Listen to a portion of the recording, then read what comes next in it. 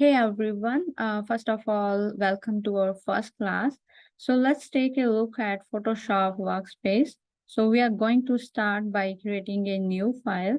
So we will click on the create button right here. So let's right click and now you can see a pop-up window and let's switch to the print. And print, we have several options like we have letter size, we have tabloid. For portfolio, I generally prefer tabloid, but for now, we can keep letter size. Here at the right hand side, we can see it's saying it's 8.5 by 11. So it's in inches, but we can change the unit if you want something in pixels or centimeter or meter. So you can change from here. You can change the name. Let me give it to pattern 1. And here we have resolution. So one thing always keep in mind, the higher the resolution, better the quality. But at the same time, it will increase the file size. And so I'm sticking to the RGB mode for now. And yeah, so let's hit the create button. And there you go. So now we can see we have a page and we can work on this. And here we can see it's under the layer. We have one layer. Okay, it's a background layer. So we can unlock it so we can work on it. The first thing which is really important in Photoshop Workspace is the top menu items. So these menu items we can see if we click on a menu item, we can see we have the list here. Like we have the filter, we have layers, image, etc. on the top. And at left hand side, we have our toolbar. So in toolbar, we have our several tools we will use in our classes. Like we have move tool, we have selection tools. So when we hover over on a tool, we can see we have a tool tip. So it's describing what is the purpose of this tool. And also we can see the shortcut key, like for rectangular marquee tool, we have shortcut key M. And also we can see a small arrow at the bottom. So when we right click on it and hold it, we can see we have several other tools under this. These are nested tools. So this is a little bit about our toolbar, and at this side we have our panel dock. So in panel dock, we have several panels, like we have color, swatches, gradient, patterns.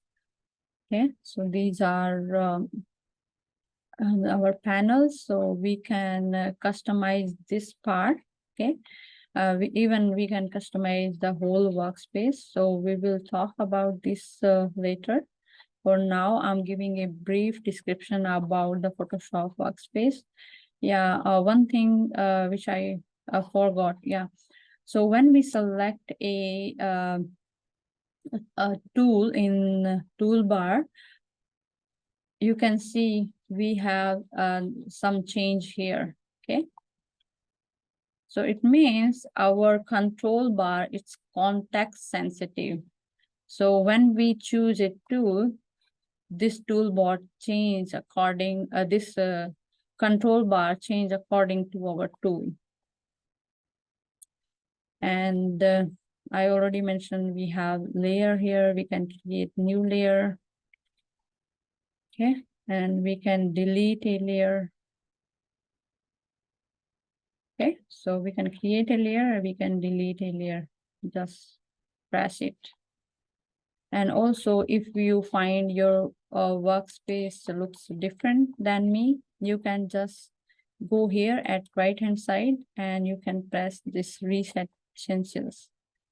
So now you can find the same workspace.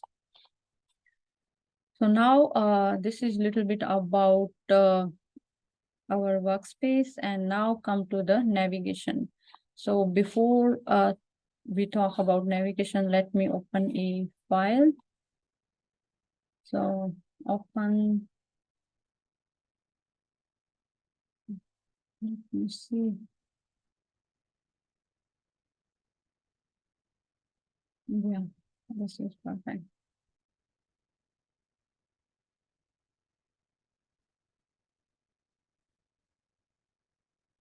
Let's open it.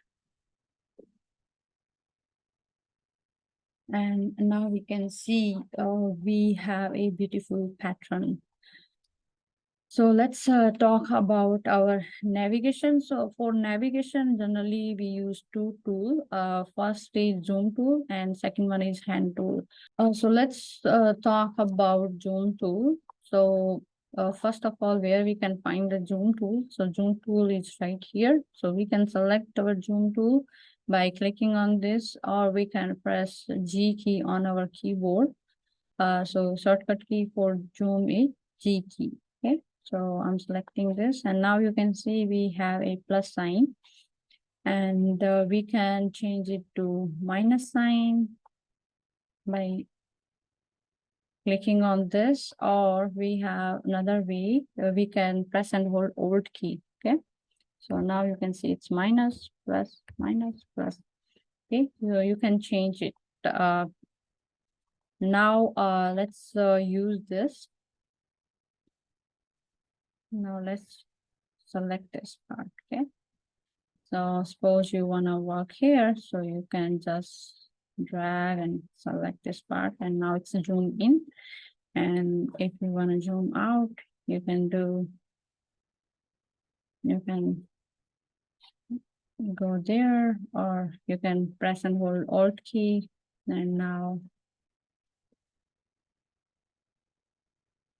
going back, or you can directly go back using this this button, the fit screen. Okay.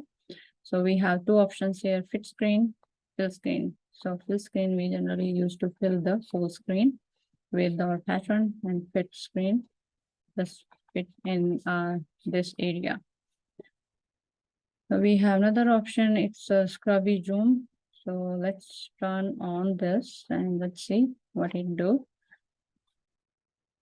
So now you can see when I'm dragging my cursor, it looks like our page is going away. So you can use this scrubby zoom tool, but I don't like it. I usually keep it turned off, but it's your choice. You can use it if you want.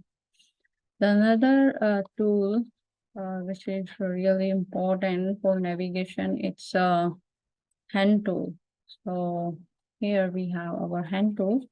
So hand tool, you can select directly from here, or you can press H key in your keyboard. Okay. So H key is a shortcut for this tool.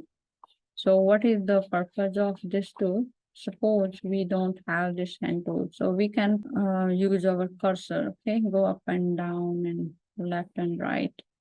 But if you have this hand tool selected, you can move your page left and right, up and down. Okay, so this is the purpose of hand tool. And there's another purpose of hand tool. Suppose you have this move tool selected, and you just selected this picture. Okay, so it's not. Okay. So now this picture is selected, and at the same time you want to access your hand tool. So how you can do this? You can just press and hold space bar, and now you can see your move tool is converted into hand tool. It's for the temporary purpose. Okay. And when you release your space bar, you can see now we have our move tool. We can move. So just press and hold space bar.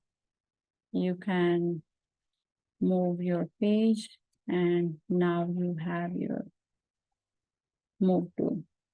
So this is the purpose of hand tool. Thank you.